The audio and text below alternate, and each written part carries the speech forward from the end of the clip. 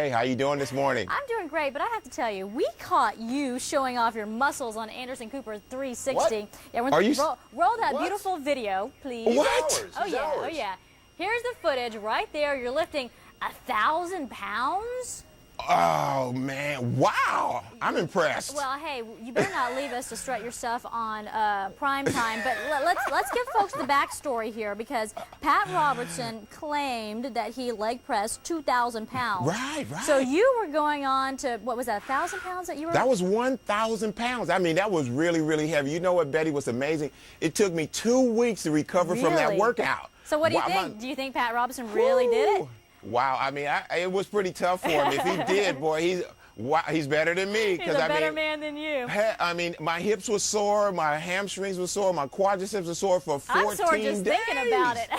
Well, next time I'm going to invite you to come in and work with me a little bit, maybe add the weights on. I'll be your there spotter. You go. How about all that? right. Okay, very important. Also important to watch your waistline, and you're saying to actually get out the tape measure. Yes, Veronica, you got to watch your waistline. I actually brought a tape measure. No. The bottom line, a lot of people don't watch their waistline because your waistline dictates your lifeline.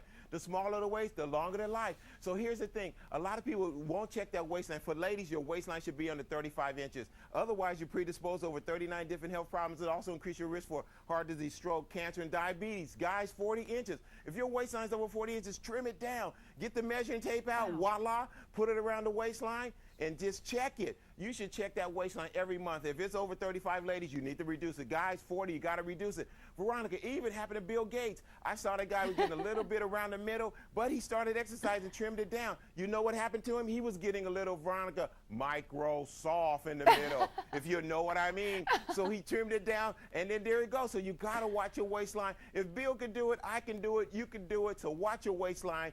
Pump up your BMR, lean muscle mass, regain your balance, calorie intake versus calorie expenditure, and make it a priority because it is important to be healthy, and you have to check your waistline. It's almost like checking your gas gauge. You won't know what's going on. And I look at it this way also, Veronica. I always tell these young guys is, hey, you guys may be young, but you're not smart enough to outbeat me out because they don't know what they're doing. 40 and over, we got to show them the way. Yes. All right, quickly, and then I'll let you go. So do you believe it's more important to check your waistline, or do you believe it's more important to get on that scale?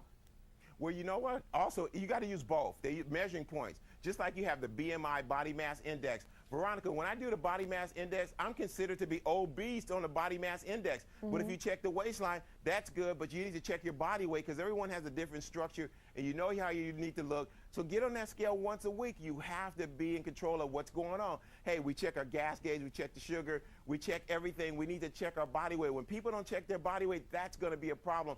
Because if it'll sneak up on you 3 or 4 pounds. Before you know it, you're up 20 pounds, and you wonder, I have to burn this off, and that's very difficult for most people. So we have to keep control. Jerry Anderson, very important. Keeping it all in check Yes. for us. Okay, another diet, Jerry, Yes. the zone diet. This is a really popular one. Whittling your waistline, or is it slim in the wallet? You know what? This one, celebrities are all on board on this, but this diet is actually, it's after your wallet. It's not after your waistline because they say it keeps you in the zone. Yes, amazing. It says 40, 30, 30, 40% carbohydrates, 30% fat, 30% protein. And if you stay in that zone, your body's constantly burning fat. But here's my question again. If you overeat in that, out of the zone, in the zone, you still will gain weight. So the zone diet is very deceptive. And the proteins, the carbohydrates are low. You need fruit, you need vegetables, you need grains. You really need these in your program. So the bottom line that this program is definitely after your wallet. It is not after your waistline. So you want to remember portion control is one of your points you're making. There you go, because here's the bottom line is you only gain weight when you take in more calories than you burn. All right. That's the simple formula. Got to remember that. You also want us to track the fiber too, and by that you mean write in a food diary.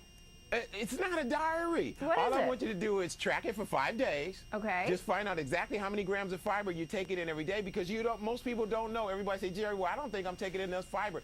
Here's the thing, it's recommended that we eat 25 to 35 grams of fiber a day. Most Americans are eating less than 15 grams of fiber a day. Yeah, I definitely fiber think I'm in intake. that category. Yeah, for sure. you see the fiber intake. So you track it for 5 days, then you make the necessary adjustments to bring it up to the level. Then you fight and fat with fiber, because when the fiber go up, the fat goes down. Hello, the waistline is trimmed. Instead of, Hello. Veronica, and here's the thing, the waistline, a lot of people, when they're not tracking the fiber, their waistline looks like a U, but once you track it, it's gonna look like a V. His size does matter. I've heard that one before, but you're gonna have to explain. Yes, size does matter. Veronica, please, here's the thing, size does matter because You're killing me, Jerry. You're killing me. Veronica, when you get to that barbecue and people are going to grab a platter, fill it up with ribs, barbecue, hamburgers, hot dogs. No, scale down to just a salad plate and then load up everything you like. Size does matter because if you go with the platter, you're going to take in about 2,000 calories. You scale down, that's going to be about 1,000 calories. You're going to save yourself 1,000 calories just scaling down because size does matter. All right, so get the baby plate out. Get Yes. the side dish. That's all you want to carry around with you the entire day. Right, keep a side dish. Because you know Okay. what's amazing? Not only that day, but every day. This lady was telling me the other day she lost 200 pounds. I said, how did you do it? She said, I scaled down everything in my kitchen for 1 year. Voila, the weight came right off. It's just amazing.